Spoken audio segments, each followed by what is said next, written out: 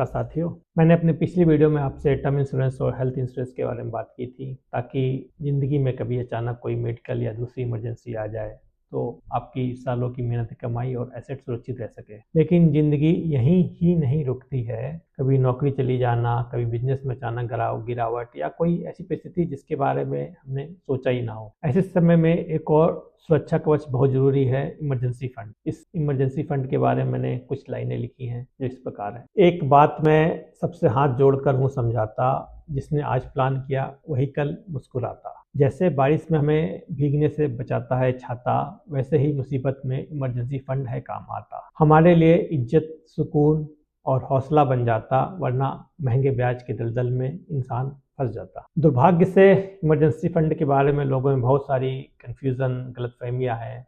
कितना होना चाहिए, कहाँ रखना चाहिए, कब इस्तेमाल करना चाहिए, इस सारी बातों को मैं इस वीडियो में दूर करने का प्रयास करूंगा, ताकि मुश्किल वक्त में आप घबराएं नहीं, बल्कि आत्मविश्वास के साथ हालात को संभाल सकें। आज मैं आप सबके साथ ज़िंदगी से जुड़ा एक सच्चा अनुभव साझा करता हूँ, एक ऐसा रियल लाइफ एग्जाम्पल जो साफ दिखाता है कि मुश्किल वक्त में इमरजेंसी फंड कितना ज़रूरी है। सन 2019 की बात है। मैं एक नेशनल न्यूज़ चैनल देख रहा था जब जेट एयरवेज बैंकरप्ट हुई थी।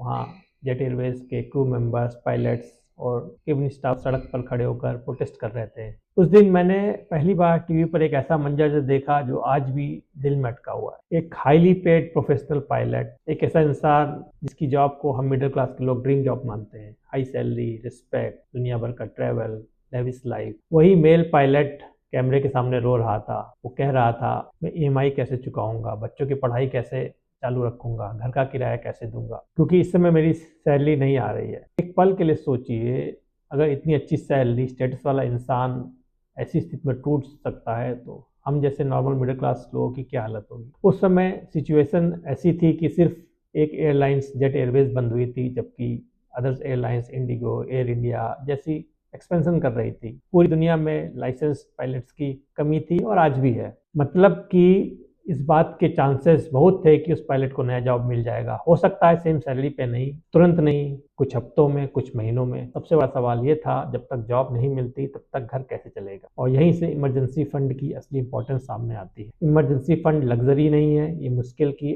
अनसर्टेनिटी के लिए बनाया गया सेफ्टी नेट है, ताकि मुश्किल वक्त में हम रोए नहीं बल्कि हालात को संभाल सकें। अब नेक्स्ट क्वेश्चन आता है कि इमरजेंसी फंड कैसे प्लान करें। सबसे पहले अपने मंथली फिक्स्ड एक्सपेंसेस को लिखिए। घर का किराया, EMI, बच्चों की पढ़ाई, राशन, बिजली, पानी, ट्रांसपोर्ट वगैरह वगैरह जो आपको करने ही करने हैं, चाहे नौकरी रहे या ना रहे। फिर टारगेट बनाइए कि कम से कम 6 महीने का एक्सपेंस आपकी इमरजेंसी फंड के रूप में हो। अगर आपकी जॉब ज़्यादा रिस्की है तो इसे 9 से 12 महीना तक का रखना चाहिए। इन पैसों को किसी इक्विटी में या रिस्की इन्वेस्टमेंट में लगाने की गलती कभी मत करें। ये पैसा सेफ, लिक्विड और आसानी से निकलने वाला होना चाहिए, जैसे कि सेविंग अकाउंट, फिक्स डिपॉजिट या लिक्विड म्यूचुअल फंड। दोस्तों, अब मैं आपके साथ अपने इमरजेंसी फंड को मैनेज करने का तरीका बताता हूँ। मैं अपनी 1 महीने के एक्सपेंसेस सेविंग अकाउंट में रखता हूँ। उसके बाद के नेक्स्ट 2 महीने के एक्सपेंसेस लिक्विड म्यूचुअल फंड्स में रखता हूँ, और बाकी 9 महीने के एक्सपेंसेस फिक्स डिपॉजिट में रखता हूँ। यानी कि साल भर का पैसा, साल भर के एक्सपेंसेस मैं इमरजेंसी फंड के रूप में रखता हूँ। मैं इमरजेंसी फंड का मैक्सिमम पोर्शन बैंक में क्यों रखता हूँ, इसकी वजह यह है कि मैं NRE हूँ और मेरा जो भी NRE फिक्स डिपॉजिट्स हैं उस पर मुझको किसी प्रकार का इनकम टैक्स नहीं पड़ता। लेकिन पर्सन टू पर्सन उसकी टैक्स ब्रैकेट, उसकी टैक्स लाइबिलिटी पे डिपेंड करता है, उसको कहाँ पे इन्वेस्ट करना है, उसको कहाँ पे अपना इमरजेंसी फंड रखना है। दूसरे शब्दों में कहें कि इमरजेंसी फंड सिर्फ सेफ ही नहीं होना चाहिए, टैक्स इफिशिएंट भी होना चाहिए। दोस्तों, इमरजेंसी फंड सिर्फ बचत नहीं है, ये एक सुरक्षा कवच है जो किसी भी मुसीबत वक्त में आपको अकेला नहीं छोड़ता।